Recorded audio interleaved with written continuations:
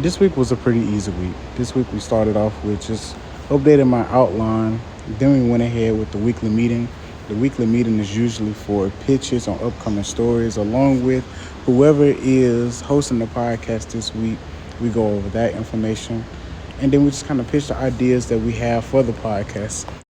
So here you can see me actually working on the script for the podcast for this week. Right now I'm working on segment 2 of the Bethune portion of it.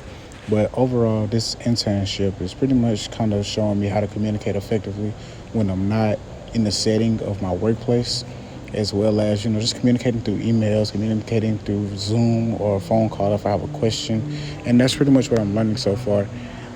As a whole, I say some of my strengths as far as like updating things, just making sure that I stay on task, while I'm not in the office because it can be hard sometimes. So in this week's podcast, we had a lot of things to cover. We covered Bethune-Cookman and the Ed Reed situation, along with, students having mold in the dorms. It's crazy. So we talked about that. We had SGA Vice President from Bethune, Janaya.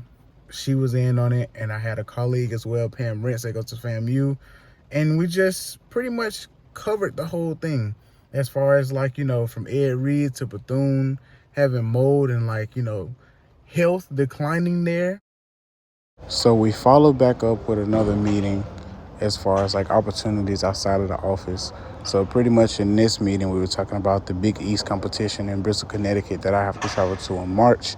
And, just different opportunities with shadowing some of the team members that's on the communications team. So overall, it just kind of helps me, stay focused as well as working on my communication skills with the ESPN Bristol team.